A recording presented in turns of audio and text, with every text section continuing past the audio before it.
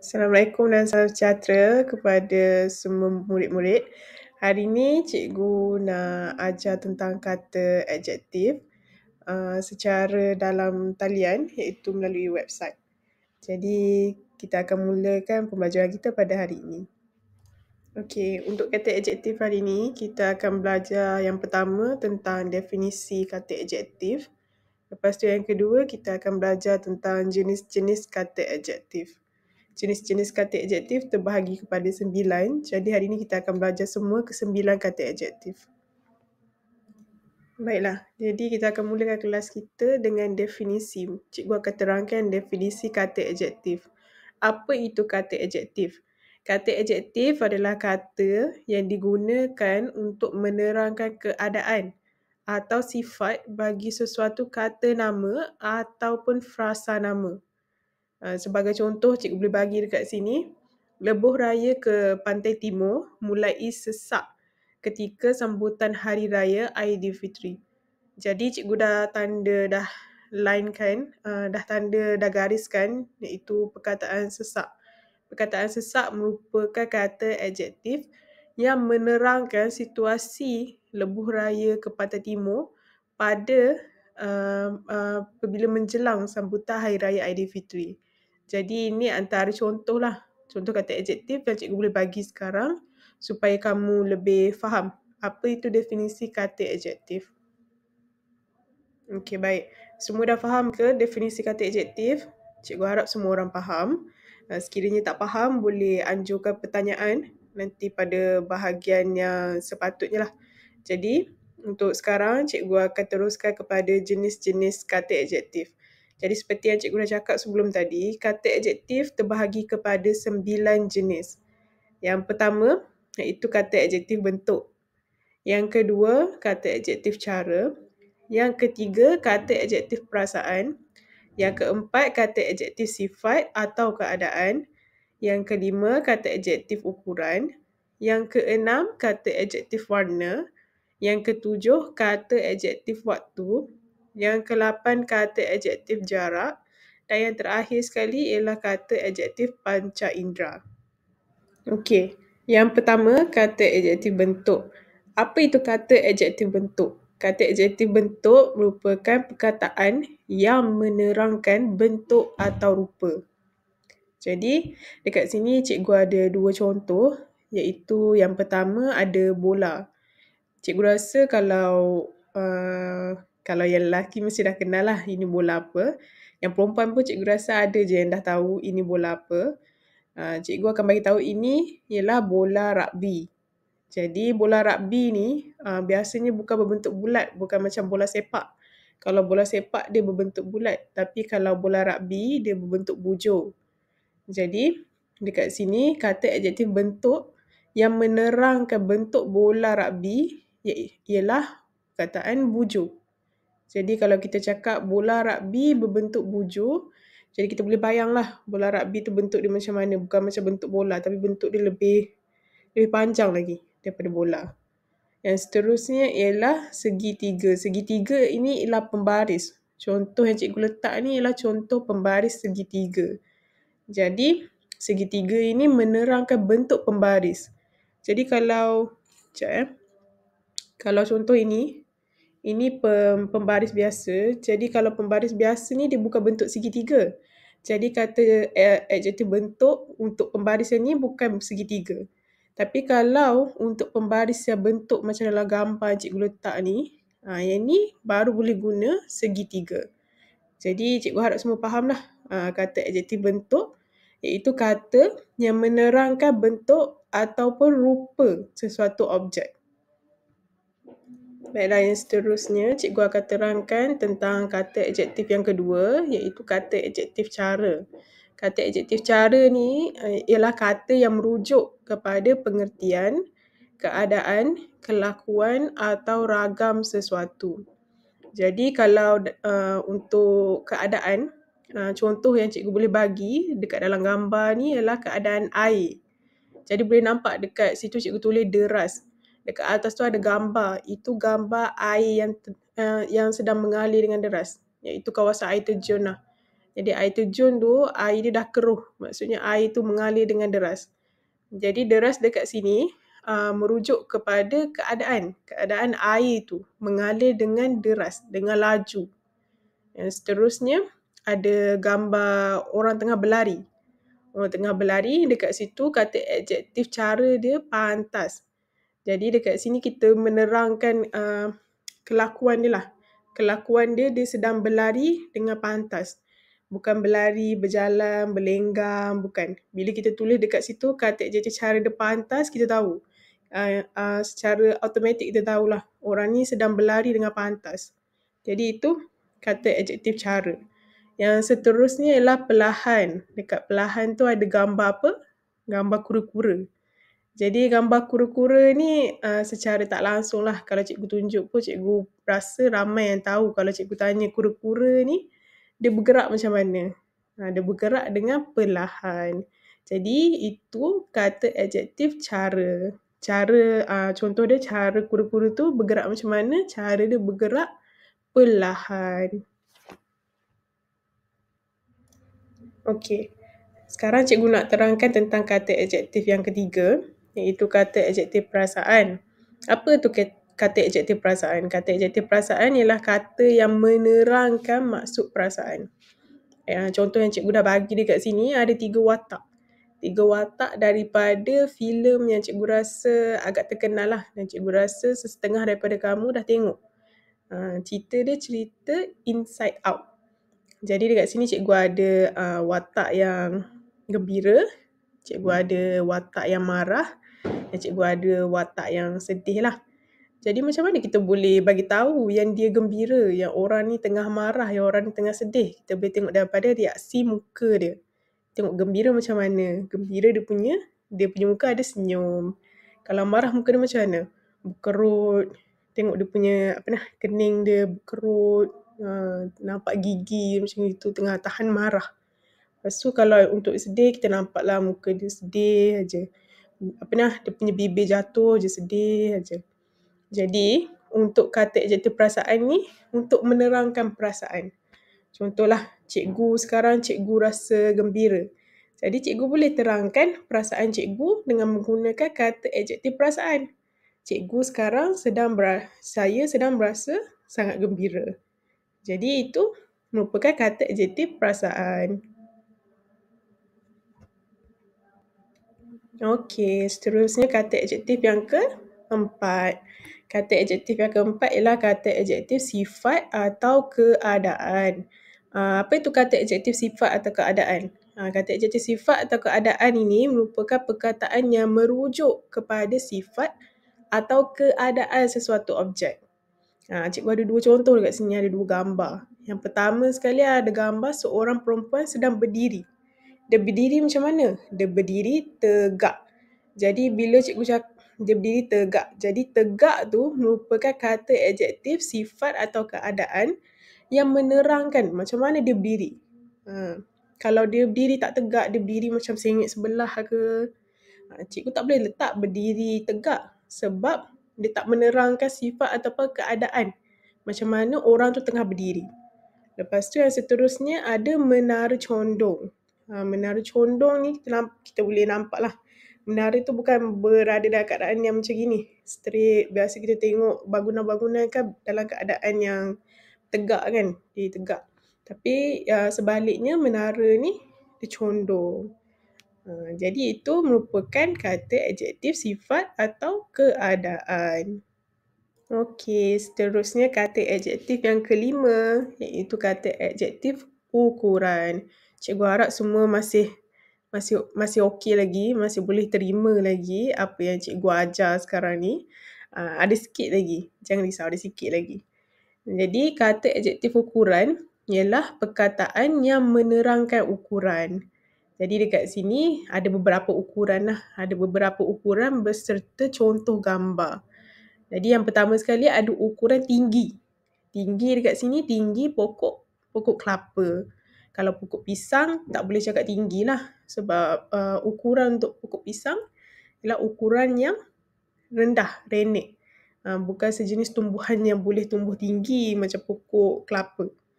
Lepas tu, jadi tinggi ni menerangkan ukuran pokok kelapa tu. Pokok kelapa tu tinggi. Seterusnya ialah tebal.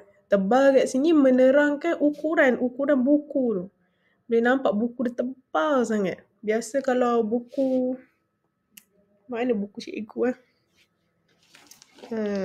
sekejap. Tak ada buku cikgu. Biasa kan buku kita kan nipis je kan. Yang ni buku dia tebal. Jadi dekat sini kita kata adjektif ukuran untuk buku ni ialah tebal. Kerana kita menerangkan ukuran ketebalan buku tu. Lepas tu yang seterusnya ialah gambar semut. Gambar semut ni maksudnya kata ukuran kecil ni menerangkan tentang ukuran semut tu. Semut kan kecil je kan, besar, kecil je. Kalau kita letak dekat atas tapak tangan kita ni, kecil je nampak dia. Jadi, kata adjektif ukuran untuk menerangkan ukuran semut tu ialah kecil. Kalau cikgu letak gambar gajah, tak boleh letak kata adjektif ukuran dia kecil. Sebab gajah tu besar. Jadi, kalau cikgu letak gambar gajah, kata adjektif ukuran dia akan berubah kepada besar lah. Jadi, itu ialah kata adjektif ukuran. Okey, seterusnya ialah kata adjektif yang keberapa dah? Sekarang ni kata adjektif yang ke-6. Jadi kata adjektif yang ke-6 ialah kata adjektif warna. Jadi kat sini cikgu ada letak roda warna lah. Ada bermacam-macam warna dekat sini. Warna ungu, warna merah, warna oranye, warna kuning ada, warna hijau. Jadi warna ni cikgu rasa kamu semua pun ada warna kegemaran kamu sendiri. Jadi, apa itu kata adjektif warna? Kata adjektif warna ialah perkataan yang merujuk kepada warna sesuatu objek. Contoh yang cikgu bagi dekat sini ada pen, lepas tu ada langsir. Pen ni, kata adjektif warna untuk pen ni ialah pen biru. Sebab apa? Sebab dia warna biru. Kalau cikgu letak dekat sini gambar pen merah, kata adjektif warna dia tak jadi biru dah. Akan jadi pen merah. Kata adjektif warna dia akan berubah kepada warna merah. Lepas tu seterusnya samalah. Langsir. Langsir ni warna kuning. Kalau macam contoh yang ada dekat belakang cikgu ni warna kelabu. Jadi tak bolehlah guna kata adjektif warna dia warna kuning. Kena tukar ikut warna yang ada. Ikut warna yang kita nampak sekarang ni. Iaitu warna kelabu. Sama jugalah dengan tudung cikgu. Tudung cikgu warna hitam. Jadi kata adjektif warna untuk tudung cikgu ni ialah warna hitam. Okey, seterusnya kata adjektif yang ke-7 iaitu kata adjektif waktu. Okey, kata adjektif waktu ni ialah kata adjektif yang menerangkan tentang konsep masa. Perkataan untuk menerangkan tentang konsep masa.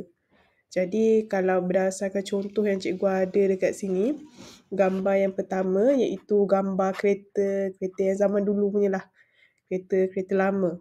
Jadi kata adjektif waktu untuk menerangkan konsep masa kereta ni ialah lama. Jadi dekat sini kata adjektif waktu dia kereta lama. Dia berbeza dengan kereta yang dekat sebelah tu. Kereta yang dekat sebelah tu kita tengok gambar dia tu lebih moden, lebih terkini. Jadi kereta ni merupakan kereta keluaran baru. Kereta yang zaman sekarang punya lah. Yang orang pakai yang zaman sekarang punya. Jadi dekat sini kata adjektif waktu untuk menerangkan masa kereta ni ialah baharu. Jadi kata adjektif waktu ni pun untuk menerangkan konsep masa ni bukan sekadar kereta saja. Contoh cikgu beli jam. Jam tu cikgu dah beli dah 10 tahun lepas dah. Yang tu cikgu boleh gunakan kata adjektif waktu untuk terangkan konsep masa jam tu. Cikgu boleh gunakan lama lah.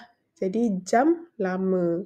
Lepas tu kalau untuk macam yang baharu punya contoh cikgu baru beli semalam. Jam tangan cikgu baru beli semalam. Jadi kata adjektif waktu untuk menerangkan konsep masa jam tu ialah jam baharu. Baharu tu untuk menerangkan konsep masa jam tu lah. Cikgu baru beli. Okey, itu ialah kata adjektif waktu. Okey, kata adjektif yang ke-8 ialah kata adjektif jarak. Dah nak habis dah. Tinggal satu je lagi. Jadi, apa itu kata adjektif jarak? Kata adjektif jarak ialah perkataan jarak yang merujuk kepada keberadaan sesuatu tempat, benda atau bangunan. Jadi, kata adjektif jarak ni boleh digunakan untuk kedudukan benda. Macam contohlah dekat dalam gambar yang cikgu dah letak ni, ada buku. Jadi, buku tu disusun macam mana? Buku tu disusun rapat. Jadi, kata adjektif jarak untuk gambar yang cikgu dah letak tu, rapat. Jadi, ikut ayat yang cikgu dah bagi, buku itu disusun rapat. Jadi, rapat tu menerangkan jarak antara buku lah. Daripada satu buku ni dengan buku yang lain. Rapat. Kalau awak berdiri dengan kawan awak berdiri rapat pun, yang tu pun boleh digunakan, rapat pun boleh digunakan dalam situasi tersebut sebagai kata adjektif jarak lah kalau awak duduk rapat dengan kawan awak. Lepas tu yang seterusnya ialah berdiri jauh. Boleh tengoklah gambar dekat situ. Yang ni gambar masa pandemik lah. Masa pandemik kita kena kekalkan jarak kita kena duduk jauh daripada orang lain lah. Tak boleh duduk rapat-rapat. Jadi dekat situ kita boleh tengoklah berdiri jauh. Jauh tu menerangkan jarak antara satu orang dengan satu orang yang lain lah. Jadi bukan kata adjektif jarak ni bukan sekadar digunakan untuk benda, untuk orang berdiri jauh ke dekat. Contohlah jarak ni pun boleh digunakan untuk kedudukan tempat. Contoh jarak daripada rumah awak ke sekolah. Jarak dia apa? Jauh ke, dekat ke? Itu kata adjektif jarak jugalah. Dia menerangkan jarak. Jarak daripada rumah awak ke sekolah. Okey, itu ialah kata adjektif jarak. Okey, kata adjektif yang terakhir sekali. Yang akhir sekali ialah kata adjektif panca indera. Jadi panca indera ni apa? Panca indera ni sebenarnya kita punya deria rasa. Kita boleh melihat, kita boleh mendengar, kita boleh bau, kita boleh rasa, kita boleh pegang, boleh sentuh. Jadi itu panca indera. Jadi kata adjektif panca indera ni merupakan perkataan yang pengertian kepada konsep rasa. Lihat, dengar, bau dan sentuh serta berfungsi sebagai penerang kata nama. Jadi dekat sini pengertian kepada konsep rasa tu maksudnya kita nak terangkan lah. Contohlah kalau kita pegang permukaan yang kasar, kita boleh terangkan kata adjektif panca indera dia. Bila kita pegang sesuatu yang kasar, kita boleh cakap, permukaan ni kasar. Jadi kasar tu ialah kata adjektif panca indera yang menerangkan permukaan tu, rasa dia macam mana. Bila kita sentuh ni, rasa dia macam mana. Lepas tu, kalau contoh yang cikgu letak dekat sini, yang pertama ada gambar peria. Cikgu rasa mungkin kebanyakan kamu mungkin tak pernah rasa lagi peria macam mana. Tapi peria ni rasa dia pahit. Pahit sangat. Jadi, kata adjektif panca indera yang digunakan untuk menggambarkan peria ni sendiri, menggambarkan rasa dia dari segi rasa dia, boleh gunakan pahit. Jadi, bila kita cakap, peria itu rasanya sangat pahit. Jadi, kita tahulah. Tak payah makan pun kita dah tahu dah. Sebab ada kata adjektif panca indera yang menerangkan rasa peria tu sendiri. Lepas tu yang seterusnya, cikgu rasa semua orang suka yang ni. Yang ni tak payah suruh makan, awak sendiri nak makan. Tengok dengan warna dia, warna-warni, cikgu pun suka. Jadi, kata adjektif panca indera yang seterusnya ialah manis. Jadi, manis ni menerangkan apa? Menerangkan rasa gula-gula tu. Jadi, macam kita semua dah tahulah, rasa gula-gula memang manis. Tapi, kalau untuk orang yang tak tahu, kita boleh gunakan kata adjektif panca indera ni untuk terangkan, gula-gula itu rasanya manis. Macam tu. Lepas tu, bukan sekadar rasa di lidah saja. Yang ni kata adjektif panca indera ni boleh digunakan juga untuk pendengaran. Contoh yang terakhir, cikgu letak dekat sini ada gambar Datuk Siti Nurhaliza sedang menyanyi. Jadi cikgu rasa semua orang tahu Datuk Siti Nurhaliza ni menyanyi dengan suara yang sangat merdu. Jadi merdu tu apa? Merdu tu ialah kata adjektif panca indera. Kita dengar. Kata adjektif panca indera yang menerangkan suara Datuk Siti ni sangat merdu, sangat sedap didengar. Okey. Jadi itu merupakan kata adjektif panca indera. Okey, baiklah. Cikgu dah terangkan 9 jenis kata adjektif. Iaitu yang pertama apa? Yang pertama bentuk. Yang kedua cara. Yang ketiga iaitu kata adjektif perasaan. Yang keempat, kata adjektif sifat atau keadaan. Yang kelima, kata adjektif ukuran. Yang keenam, kata adjektif warna. Yang ketujuh, kata adjektif waktu. Yang kelapan, kata adjektif jarak.